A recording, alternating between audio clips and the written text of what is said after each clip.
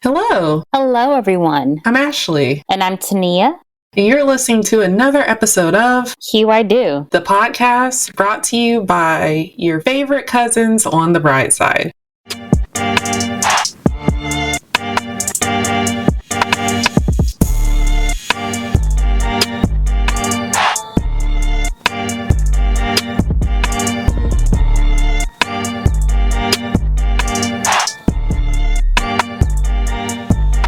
Welcome to another episode of Hue I Do, the podcast that is going to tell you exactly what your wedding planner does and does not do. We have a very, very lovely and special guest with us today. Guest, would you like to introduce yourself? Thank you. I'm Kawania Wooten. A lot of people in the industry refer to me as Kay, but in honor of my mother, we're going to say Kawania. And my company is Howerton+Wooten Events. And we're based here in Bowie, Maryland, which is a suburb of Washington, D.C. We are so glad to have you on. Thank you. You're welcome. Tell us how long you've been in the industry. It's a question we love to ask our guests. Well, in the event planning industry, I've been around a very long time, since the early 90s. I started weddings in 2007. I used to work in the cable television industry, and a couple of publicists had asked me to help them with their weddings. And I figure if I can keep a publicist happy, I might be onto something. And so when I started my business in 2007, I added weddings to the mix. So I would say 16 years in the weddings world. I love that. We have been so lucky to have veterans on the show this season. I feel like those that have been in the game for like 10 plus years. Mm-hmm. So I love that, especially seeing Black wedding professionals that have been around for so long and are still around. I think that's awesome. Well, thank you. It's funny. I had that conversation earlier today about, that it's not an easy industry, especially I've seen the evolution of it where we couldn't even get, this is pre-podcast, this is pre-magazines for brides and grooms of color, where we couldn't even get people to return our phone calls when we would have a beautiful wedding because people assumed that we didn't have pretty weddings. Yeah. And it took things like Munalucci or Be Collective or some of the other magazines that came and went over time and social media, blogs and things like that for people to recognize that our weddings are not just as pretty, they're probably prettier. As a matter of fact, in my opinion, over the years, what I see are non-wedding vendors of color stealing all our ideas, like we're not used to that, and taking them and making them their own because we are much more the trendsetters. Oh, yeah. Always have been. It's just that we didn't have the platform to showcase our work. I agree 100%. Even from the style to the aesthetics to, starting to see, we're having all of our guests wear a certain color. I'm like, we've been doing that. Right. Yeah. We've been requesting that, not even just with weddings, events in general. So, right. Yeah. We can definitely agree there. That's one of the reasons why we created Hue I Do. Yes. We didn't hear ourselves in the podcast space, so we wanted to fix that. So, again, we're super excited to have you on.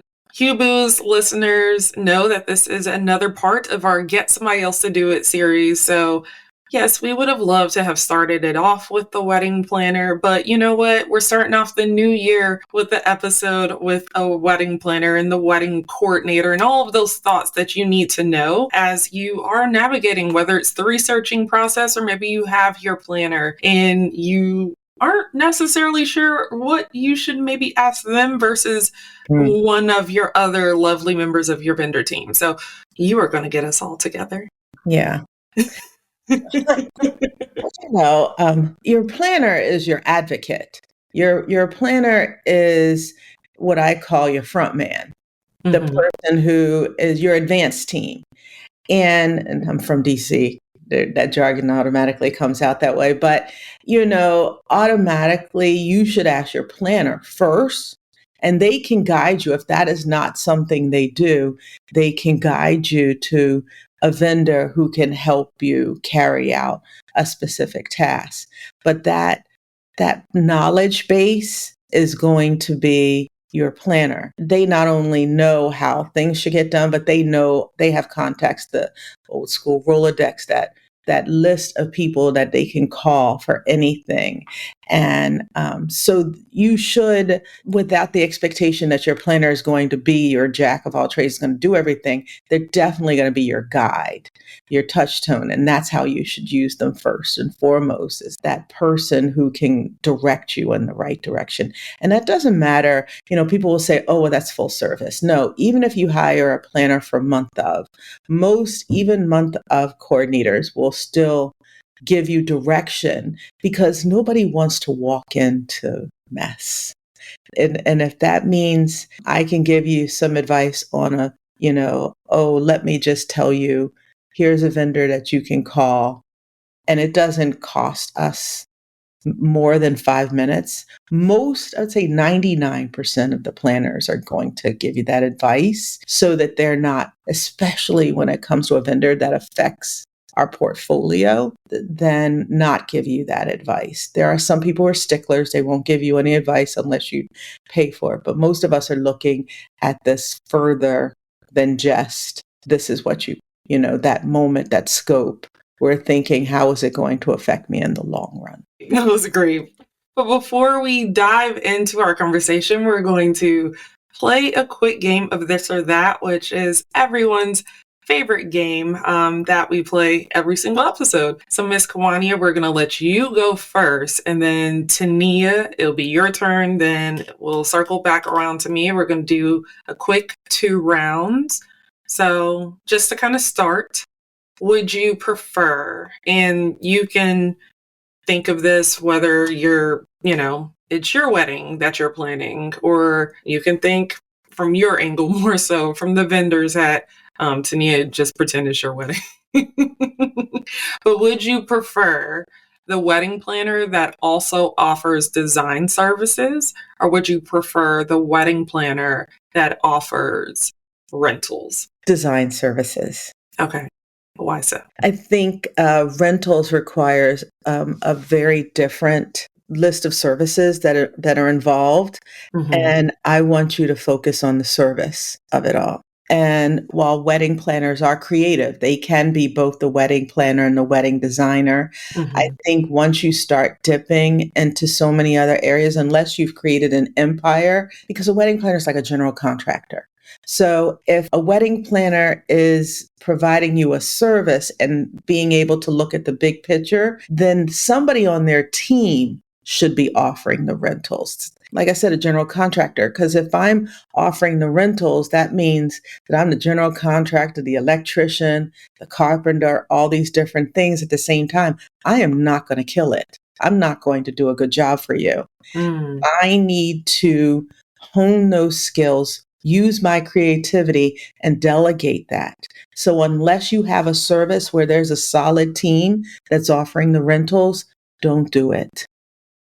Creativity, that falls into what we already do. Design falls in. Most wedding planners have beautiful homes because design comes naturally to them. But when you start heading into rentals, or maybe even if you did something like a photo booth or all these other things, what you're doing is piling on services, which is fine, but there should be other people doing them. So just design.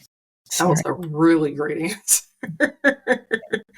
I would want to go with the wedding planner who also designs. They're going to be with me, hopefully, the entire year. Of course, we would have a conversation in the very beginning, but then she could also be able to translate my ideas into the vision. Because, we as brides, we have all these ideas, but we don't know how to put it all together. And so I kind of feel like the wedding planner who is experienced, they know how to put it together and not let it be all over the place, So, yeah. That is true. Mm-hmm. No, I agree with both of you. I would probably opt for the planner with the design services too, because also I noticed and kind of went through that when I was planning, when I didn't have a full understanding of what the wedding planner did, I already assumed that they would handle design.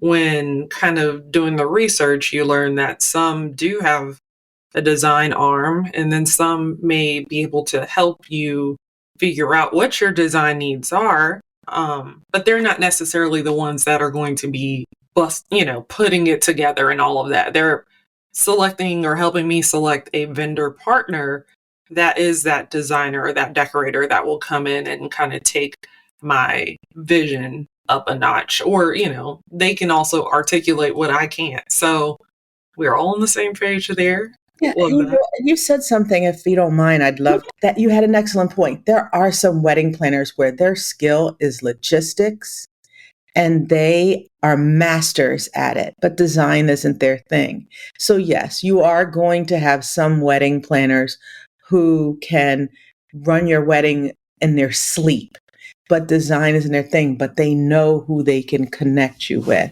to provide you with those design services. You're right. I should have mentioned that. Thank you for that, though. I mean, I already know me.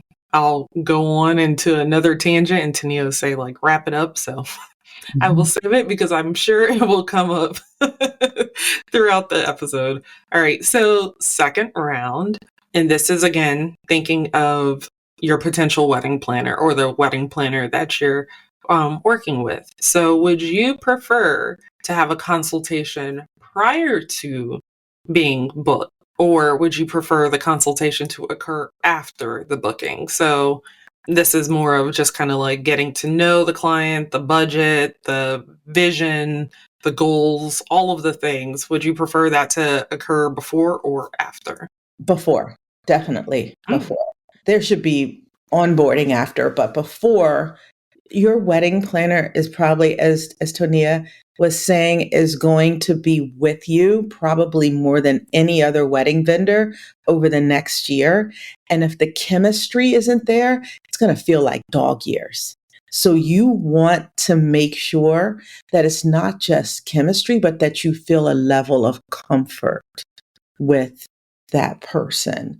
And you're not going to get that if you don't have a solid conversation with them and talk and see where, and make sure that you just jive. I have some people that I thought, I'm positive I would have booked them. But the minute we started talking, I thought, oh, we are not gelling at all. And I can tell that if we're not gelling now, it's going to be bumpy and awkward and weird through the rest of the process. And that's important for both sides.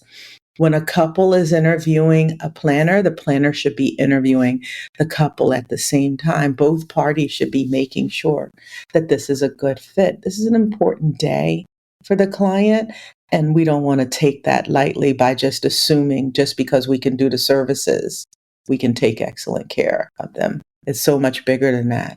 I know Toniah and I can agree with Yeah, I was just going to say, I agree with that because the consultation should be done in the very beginning, not only are you interviewing the wedding planner, but the wedding planner is also interviewing you. You said it has to be a great fit because we will be, talking about the wedding and talking about other things, for a full year. And so you want to have that relationship with you planner. They're the ones that advocate for you. They're the ones that you should feel comfortable with giving them your wedding dreams and your wedding vision and what you want, because they're the ones that know how to make it a reality. So yeah, I 100% agree. And we have personal conversations with our couples. So it isn't just planning. Sometimes conversations get deep and you want to feel comfortable sharing that with someone who you have a good relationship with, that you have good communication with. And it's not that you're going to have to tell your wedding planner all your business, but sometimes we see more than most vendors. We're going to see your family dysfunction sometimes. We will see your inner relationship with your fiance. We're going to be talking about your money with you. So we're really technically all up in your business. And you want to make sure that you and that person jive well if you're going to be doing all of that. So, yeah. Also, I mentioned that sometimes there are therapists. That is true. Believe me, most wedding planners know that we should just go ahead and get our degree. Basically. Yeah. That's too funny. Well, we're all basically on the same page there, so we could just go straight into the conversation. I'll kick us off basically, as I mentioned, there's so much that the wedding planner does, but some of it is not necessarily your responsibility, it's somebody else's. So, just as kind of a level set, you gave us a little bit to start, but if someone just were to go up to you and ask, what does a wedding planner do? What would you say? You know, I would, like I said before, we're your advocates, but it is, our job to take what you bring to the table, your expectations, your money, your dreams, and your style to us. And we're supposed to help you take that and create a wedding, an overall wedding experience for you. And wedding planners should be organized enough it should be your expectation that your wedding planner is organized enough to not just look at the big picture of your wedding, but to be able to look at make sure they account for all those teeny tiny details that are involved, because there's hundreds of them. And so you want someone who's organized, because first and foremost, your wedding planner is your project manager. They're the ones who are going to take this big task, this wedding planning task, and break it up into little tasks and divvy it out to who it needs to go to. But then they're also, like I said, that think of them like a general contractor. They're overseeing all the other vendors. I tell people all the time, think of us like an orchestra conductor. We're not telling vendors how to do their job. We're just making sure everybody does it well and harmoniously, if that's a word. Not that I made it up, but it's that because we want to make sure there's no shenanigans, no nonsense on site, that everybody shows up and that they're professional and they have everything they need. That's our job.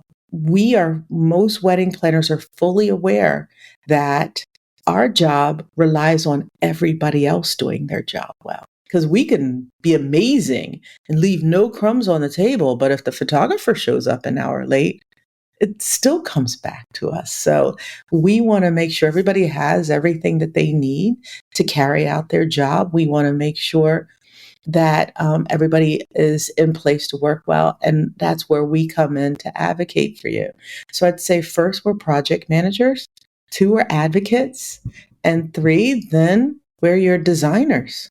We're helping you to create this beautiful day, not just the physical experience, though. It's that emotional experience. It should be something that feels seamless and not where we're walking around looking like we're working at a Janet Jackson concert, yelling orders back at each other or something.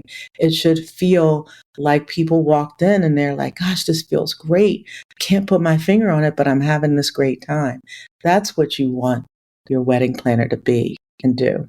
Thank you so much for breaking that down for us. What are some responsibilities, I would say, like an event designer would do that a wedding planner or an event coordinator may not do? Sure. You'll see a lot of people post on social media, wedding planners and wedding designers aren't the same thing. And I tend to disagree. A lot of times they aren't, but every now and then, not every now and then, more than likely they are. Wedding planners may start off as just straight logistics experts, and then they'll grow that design ability. Some people are just incredibly creative and come in with that skill. Designers are coming in to take not your dreams, your expectations, and that people automatically think of flowers, but it's more than just flowers. It should be the food, the music, where they're working with everybody to make sure all of this plays well with each other. They're making sure that they use their design skills to make sure your guests feel comfortable. Because, you can have a beautiful table, but if you didn't use do the math right, everybody can be uncomfortable. You've been to a wedding where everybody's trying to eat and their arms are all squished together. Mm-hmm. It's funny because I'm big on the math. And one of my team members just said the other day, Kawania, look, this table is fine. We could get this many chairs. And I'm like, yeah, but you're forgetting about elbows. And there's nothing worse. Or if you don't when you're just determining the design with the food, making sure that you determine what people will want to eat during a certain time, what experience you want people. I was right before I came on, was helping somebody create a French inspired meal. So then I automatically thought about French service. Like, well, if that's the case, then we should serve this food differently. What was that show? America's Next Top Model. Tyra Banks used to always model all the way to the ends of your fingertips, right? That's what a wedding design should be. It should be all the way to the end of the fingertips, not just a nice table setting.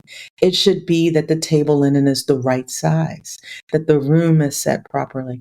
That's what designers do. A planner may not do that.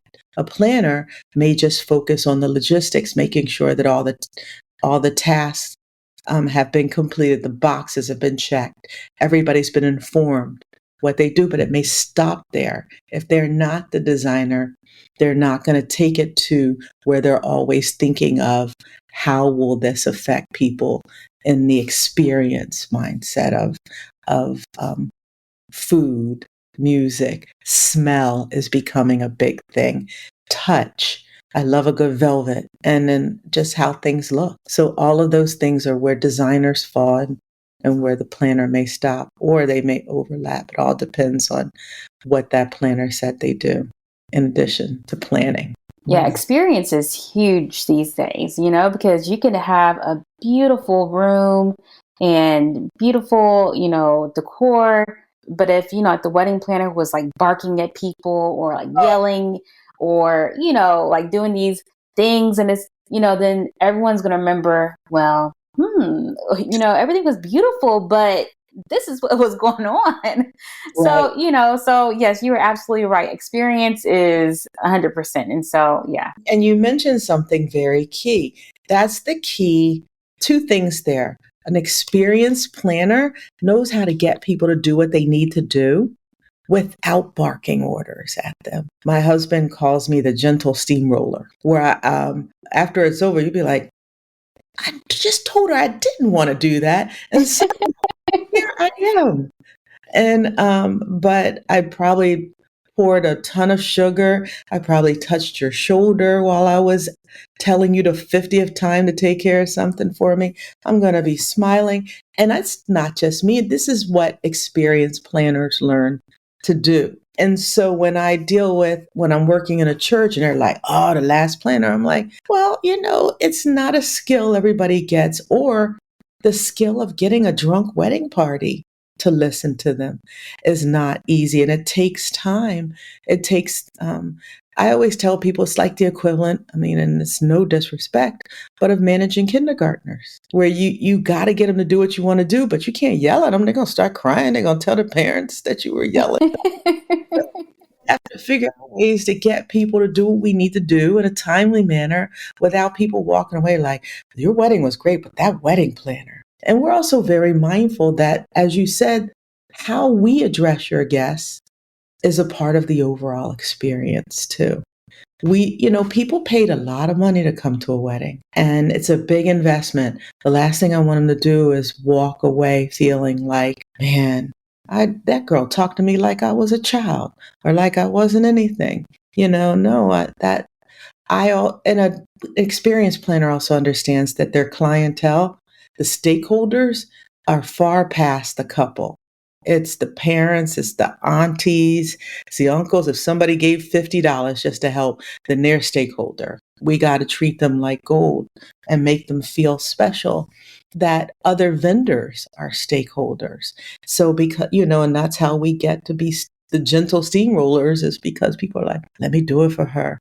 And an experienced planner is not above a greasing a palm every now and then. Look, I need you to move that. Here's a 20. Could you just get that taken care of for me? I'll tell you a quick funny. The mother left the father at the hotel, and nobody realized it until it was time for the bride to walk down the aisle. Who knew, right? And I remember saying to the mom, where's your husband? And she says, he's at the hotel.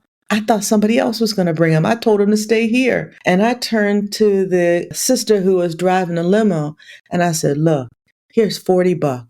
I need you to get there as quickly as possible and get him back here. And the dad said, she was driving so fast, I was sliding from side to side in the back of that limo. And I'm thinking in my head, she did what I needed her to do. So, but that's just understanding that we got to get the job done. And there's more than one way to skin a cat. I can't yell at the limo driver. She gonna all of a sudden make every light. Because I yelled at her. No, I need her to be an ally. And so that is the key to an experienced planner, is knowing how to get people to do, especially in all the crazy, what you need them to do in a quick amount of time. I think that's the difference between a planner and a designer, or some things that designers will do. Yeah.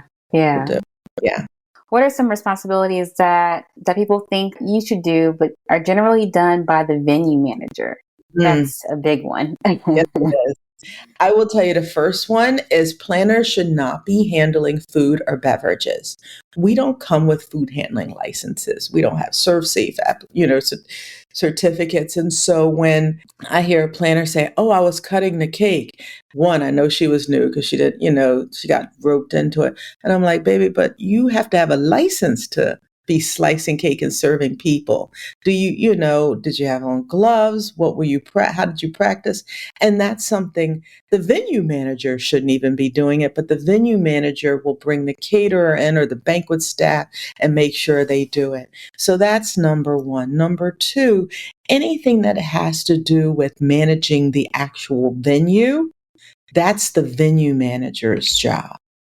Now, when you hear somebody say, oh, I'm not getting a planner because the venue has a planner, my thing is, I go back to the original thing. Your wedding planner is your advocate.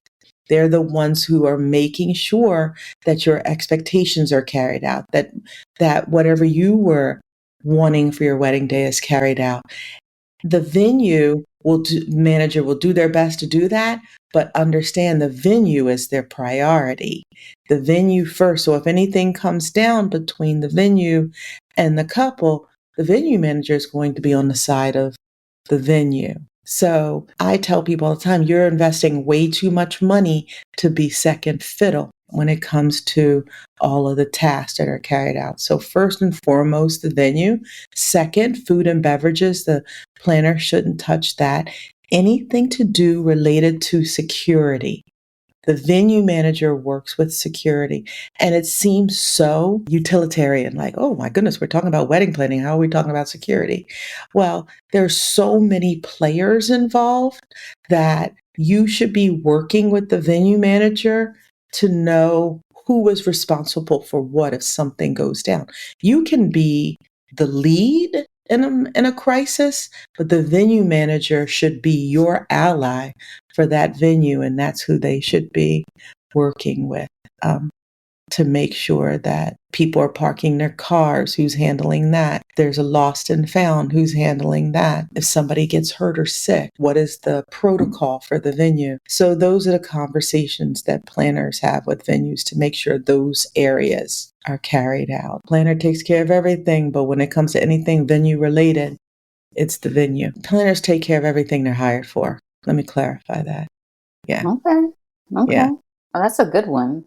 I had no idea about the food and handling. Sometimes no one wants to touch the cake. And so, of course, to stay on time, the planner may come in and like, okay, well, let's, go ahead and, let's pass a knife over to the couple, have them, make the first slice and, go from there.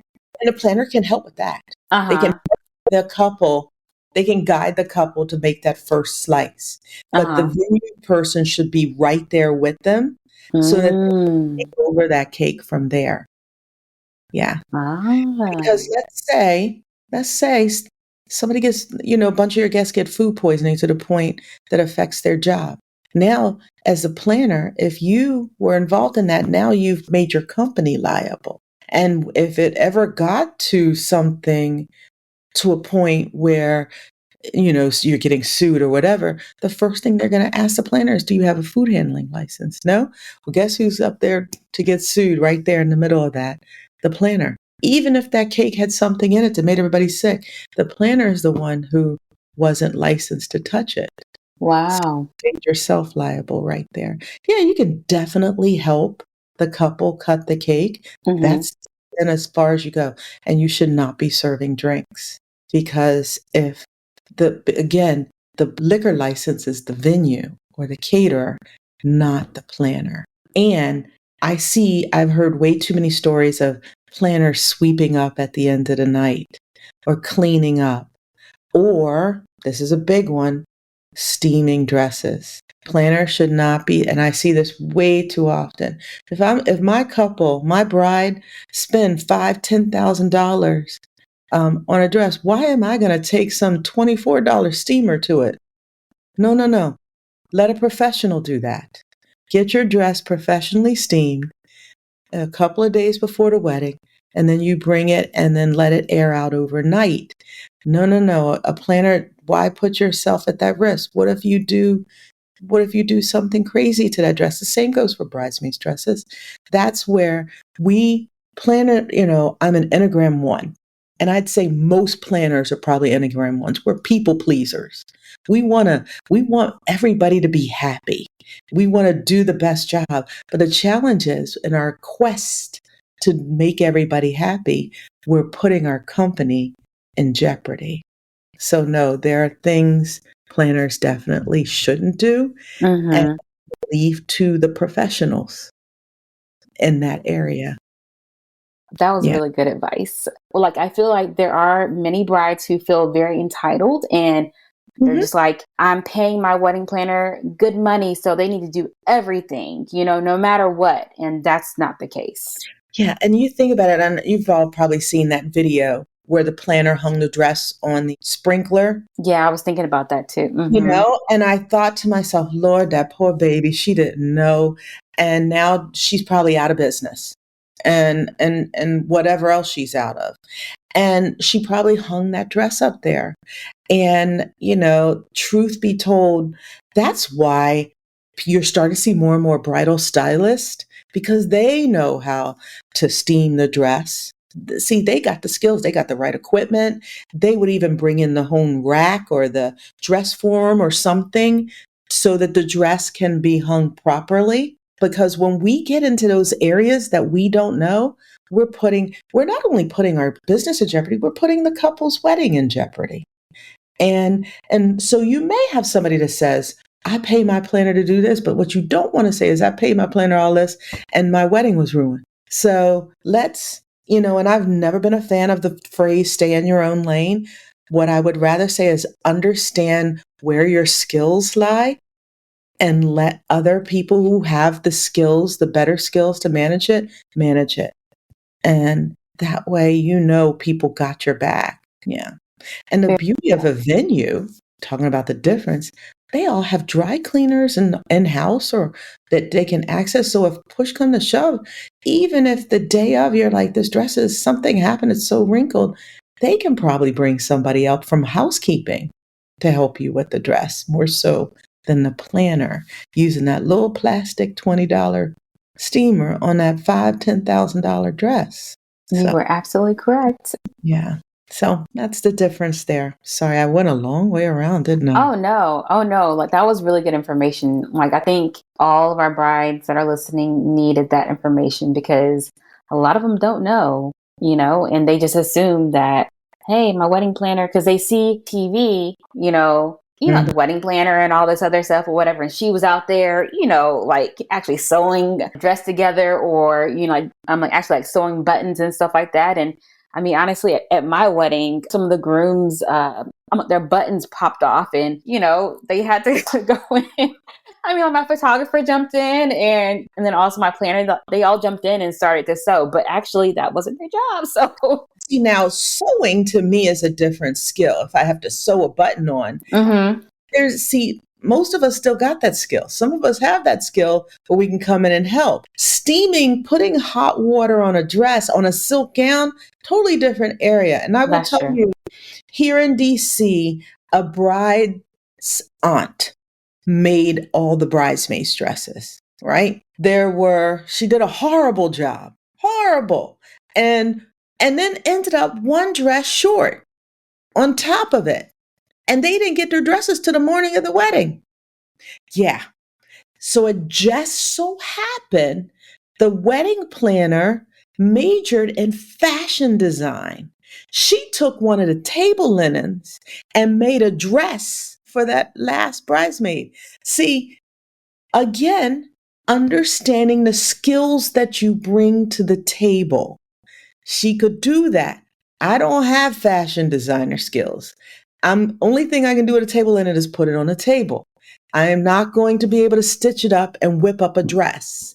That planner became a rock star, of course. Everybody was talking about it because she could use that skill to do it. But if you don't have the skill, don't try to do something like that. Sad to say. But yeah, but that to me is different. If you can bring that type of skill to the table, but not all planners, 99.9% of your planners don't have a fashion design degree and they can make a dress out of a tablecloth and it's presentable. Wow. Yeah. So that is understanding and knowing that your people pleasing can put a lot of people in a pickle, basically. We got to work on that. Yeah. Well, what about the officiant? Anything that maybe they assume that you would handle, but is actually the officiant's duties? I would say that's an excellent question. I remember the year, it's 2016, where the officiant came from out of town. And in DC, you can if you're an officiant and you submit your information, you can pretty much get licensed to marry people in DC. But what people neglect to understand is that the rules in every area for marriage licenses are different. And I handed the marriage license over to the couple's officiant at the end of the night. And I didn't give him any instruction because thought he'd figure it out. And he didn't. And it caused the couple a lot of paperwork. And the couple was actually upset with me, not their officiant, because they thought I should have explained it to him because I'm local and he wasn't. Even though in my head, I'm like, but I'm the planner and he's the officiant, right? So what I have managed to do over time now is create a process with our officiant, with any officiant that we work with, where I'd say, okay, I keep the marriage license. Here's a copy of it so you know there is one. And as soon as the wedding's over, we have them sign it. But we do not get involved in the process of creating the ceremony, of counseling. We give a little counseling every now and then when things get a little hairy, but we leave that to the officiant. And then at the rehearsal, I'm always very clear to the officiant that we're partners. My job is to get the couple down the aisle. And then once they're down the aisle, they take over. And when they finish, I get them back up the aisle. When we understand our clear boundaries, then we're not stepping on each other's toes. I didn't understand that in the beginning. And so I would have officiants who would start right off the bat trying to plan, manage the whole processional and recessional. And then it's taking forever because once it's not clear that people don't understand their roles, then the wedding party starts to chime in. And then next thing you know, it's an hour later. So I'm very clear and I meet with the officiant in advance. And it's not, and I say this again, it's gentle steamroller of this is what I do.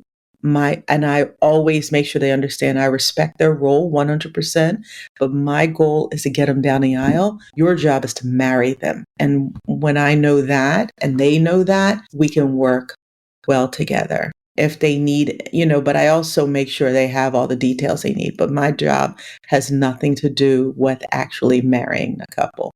Now, because of the scenario that I had in 2016, though, I come with a self-addressed stamped envelope to mail that piece for DC, which I don't even think that's the rule now since post-COVID, but I would mail it. I take a picture of me sticking it in the mailbox because I was just so anxious about being called for something that was somebody else's job. But the officiant is purely for a married couple and not planning the wedding or the rehearsal for that matter. That makes a lot of sense. And that definitely, I love whenever we get that, like, that little nugget that occurs where the vendor now does this one thing because they have this one moment, this one time, this one wedding where this happened. And they're like, never again, just in case. Now everything's electronic, so I don't have to mail in a lot of things. What I do find that, again, the planner is the subject matter expert. And so, again, that means that because some officiants where they've been the pastor of the church or the couple's advisor forever never officiate wedding. And so we find that sometimes we'll have to talk them through it. We're still very clear this is their job, this whole process, but we may have to talk them through it of what we're expecting of them. I was thinking too, if you notice a difference with maybe like officiants, meaning this is all they do is just weddings mostly, versus like a pastor or a rabbi or someone that leads a congregation or, you know, a church or what have you. So wedding officiants are very process oriented. So they have all the steps they need to carry out. It actually makes our job easier because even if I say, hey, I'm going to hold on to the marriage license, they may say, well, that's fine. I need a copy, or let's do this, and then if I talk through the process, if I don't talk through the process, they'll start to run the show. But wedding officiants make it very easy. Church pastors, priests, all of that, usually have a secretary or someone who manages the process for them. So I may not even speak to them until the rehearsal because all the communication goes to another person. So it's much easier with someone where their primary job is a wedding officiant, whereas they may be the pastor of a church. And also, a lot of times if they're the pastor of a church, especially if they're old school, they're very stuck in their ways. And, well, we always do this. You hear that a lot. And so now you have a lot of couples who are trying to make a wedding their own. Again, and this is where a planner has to be an advocate. It's a little bit of you're bumping heads because it makes, especially an older pastor, uncomfortable because things are always very regimented.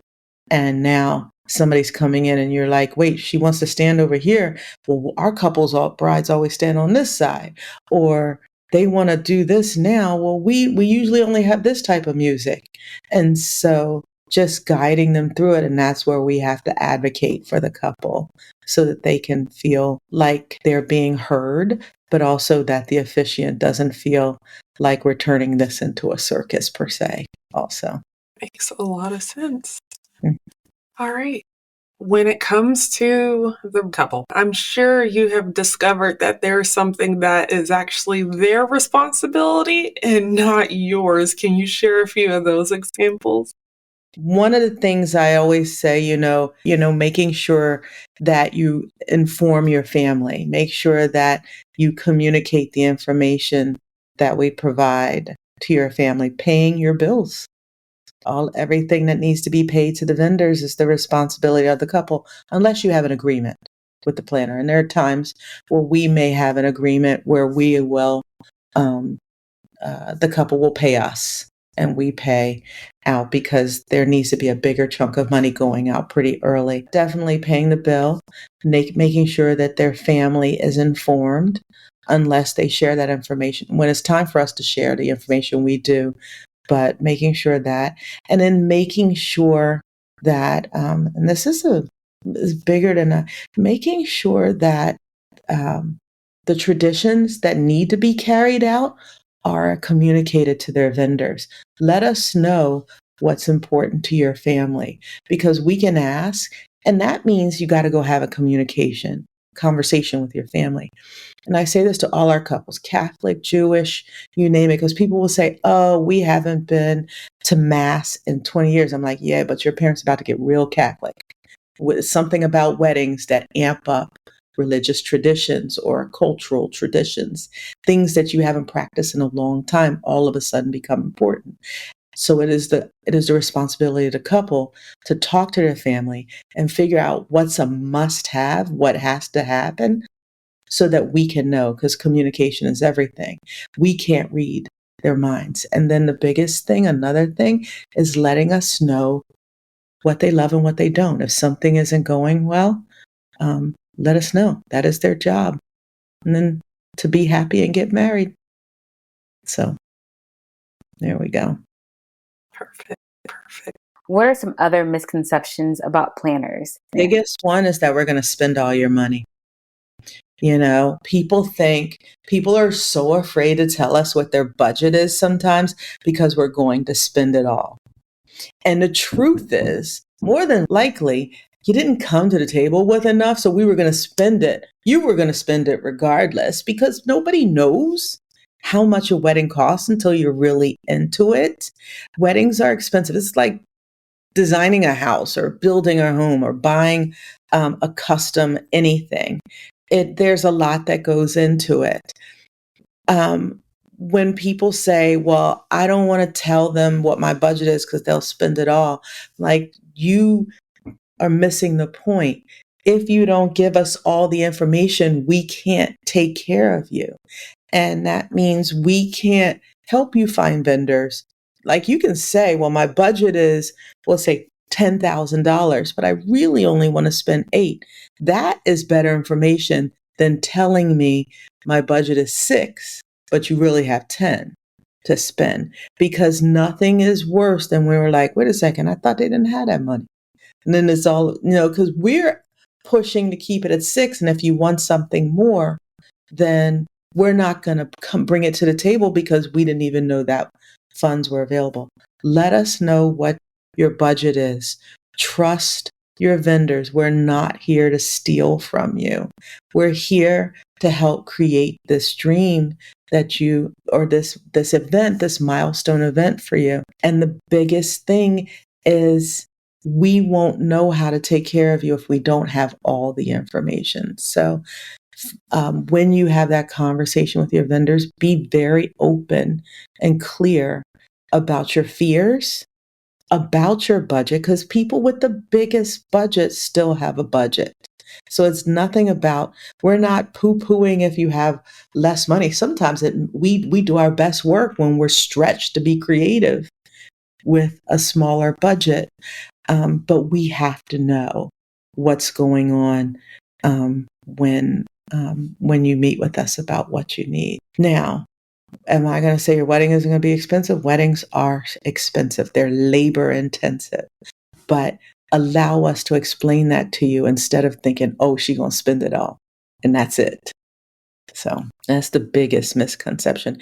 And if you watch a lot of TV, wedding planners are like caricatures. We're these overbearing, dramatic people who don't listen. I think of Frank with what was that? That movie that with Steve Martin. I can't think of it, but whenever I know what you're talking about. Yeah, whenever I see Frank, I'm always like, we're not like Frank. He's even a little insulting and condescending, and most of your planners aren't like that. Or the first Sex and the City movie, when Anthony was the wedding planner, he was horrible. And I'm like, come on, how do you not have the phone number for the groom? Right. Or things like that. And so that is another example of somebody who's acting as the wedding planner, and they're not. They've been almost turned into a caricature and not a professional that you would hire for your day. Because they're always frazzled. They're always running around, barking orders at people. They have a whole team of people, and they got the little earpiece and the clipboard, and they're running around. Yes. And it's like, that is not the reality. Jumping the broom. Yeah, jumping the broom. Yeah. She's always nervous. And that's, no. It's not it's not a planner, not a professional planner. Most of the time we got our stuff together and we're looking at other people like, look at them.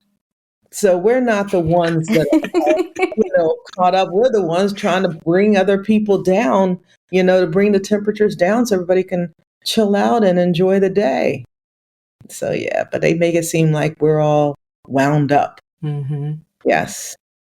You also make me want to watch Father of the Bride because I love that movie growing up. Yeah, You just like unlock the core memory. So I'm going to find that and I'm going to watch it by the weekend. Yeah. So our final question is, what is something that you want more brides, grooms, and marriers to know? I would say I think couples need. I know how old I'm going to sound. They gotta letting social media guide their wishes and dreams. I think people get so caught up on the Instagram moment, or is my wedding Instagrammable? Will my wedding go viral? That they're forgetting that this is a milestone moment that they will look back on 10 years from now. And some of those things that mattered now that were stuff for the web or for the gram won't even matter. I tell couples that this isn't even your best day. This isn't even going to be your best day, that you're going to have even better days in your marriage. This is going to be a good one, but it won't be the best. And so don't get so caught up on what other people are doing. Mute your friends on social media if they're getting married at the same time, because it's going to zap your creativity. It's going to steal your joy. And you're going to find yourself wanting to do things so people can be oohing and eyeing, as opposed to feeling the love that you have for this person that you're promising God that you're going to marry and be with for the rest of your life. And that's the part that will mean something. And if you really want to put your money into a part of the wedding that has the best effect 10, 20 years from now, food and music. You'll hear people 10 years from now say, man, they had the best band. I danced all night at that wedding. Or, boy, that food was hitting. That was great food. Or that bar, they had a premium bar.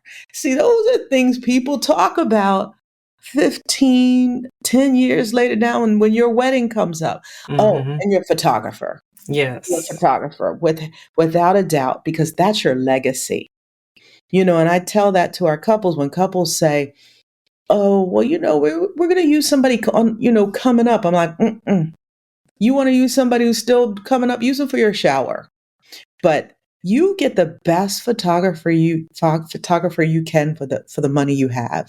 Because when you are gone and your kids are packing up all your belongings and deciding what pictures they're going to keep, it's going to be baby pictures, wedding pictures, and maybe like your retirement pictures or something. But wedding pictures will always be in there. That's what people will have on the wall 20 years after you're gone. And so those are the things that will matter, not whether or not you had, that 24, 36 hours of going viral on Instagram. That's so fleeting as well, because as soon as one couple or wedding or what have you goes viral, 2 seconds later, something else is going viral. Absolutely. And a lot of times when things go viral, when it's wedding related, sometimes it's not good either. So, no. Yeah.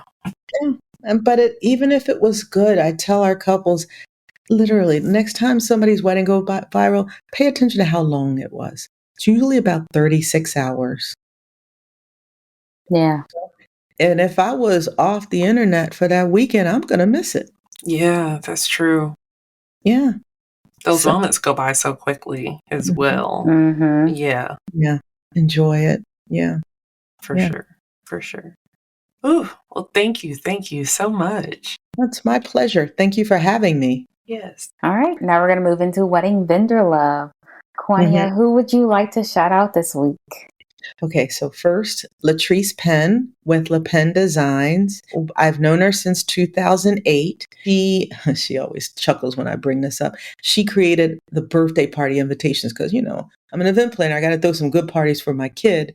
And she did the invitations, and from that point on, we've been working together on weddings. And I love how hard she works, how much she cares. And she's very talented. She's based in Michigan. So definitely Latrice Penn. And if I can share someone here in Virginia, Flower Guy Braun, you know him.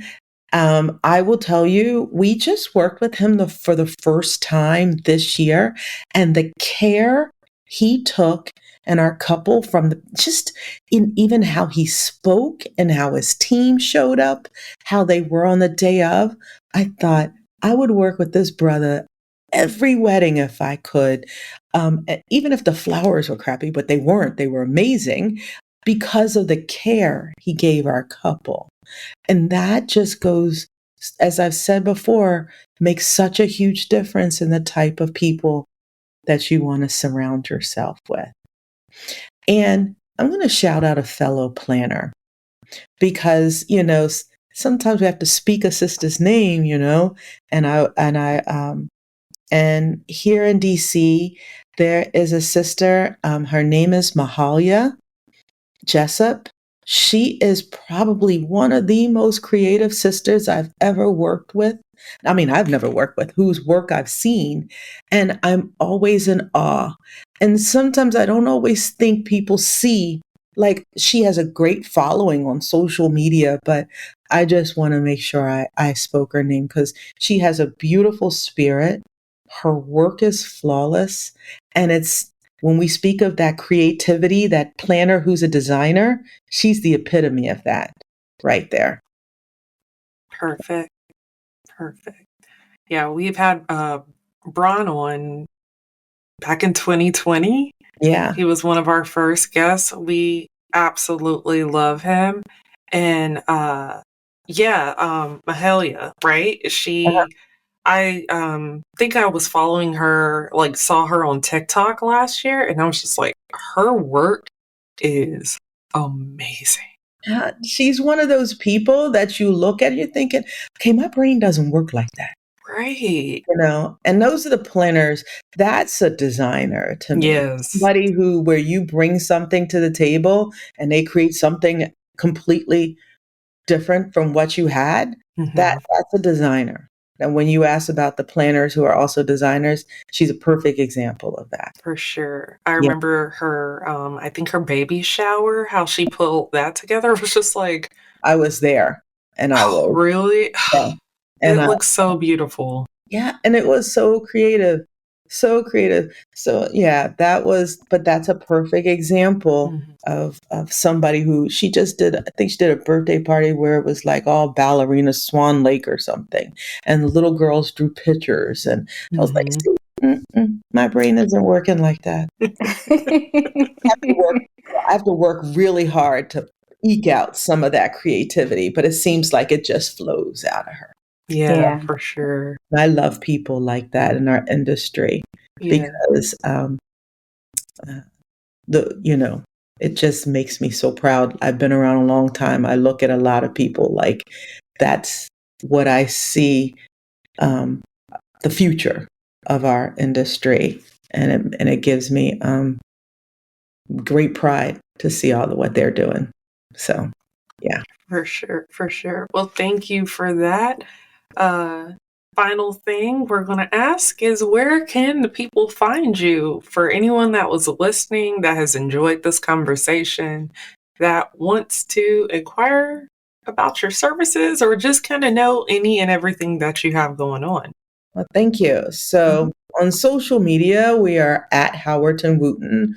So Facebook, TikTok, and X, and Instagram, and Thread, all those places we're at Howerton+Wooten. I also offer education and coaching services to other wedding vendors, and that's all that falls under at The Enlightened Creative.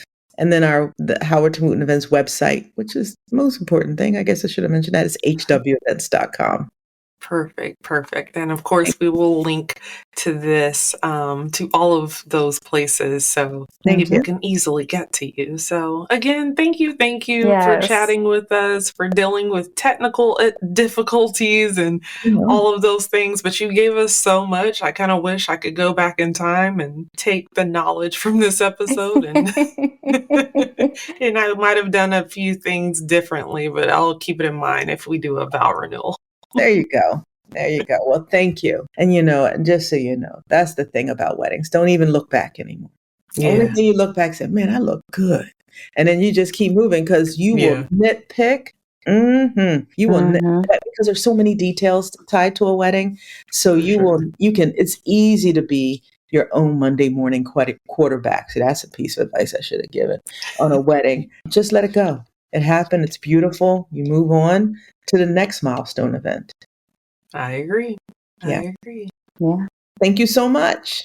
Thank you. Have a great week, everyone. Don't forget to follow us everywhere you can. We're on TikTok, Instagram, Facebook, Twitter, and even YouTube. You can find us at HUIDOWED, which is Hue I Do Wed, or at Hue I Do Pod, which is HUEIDOPOD,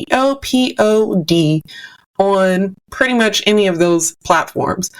In addition to that, if you want to know more about any of the amazing wedding vendors we've shouted out, or any of the really cool wedding vendors we've had on the show as guests, or just some awesome wedding vendors in general that maybe you don't know of, head to find.hueido.com. There, you're going to find over 600 wedding vendors that can help take you to your happily ever after. And no matter where you listen to Hue I Do, if you could, please leave us a review. It will help other bride-to-bes and other people in the wedding planning space find a podcast that speaks to them as much as Hue I Do speaks to you.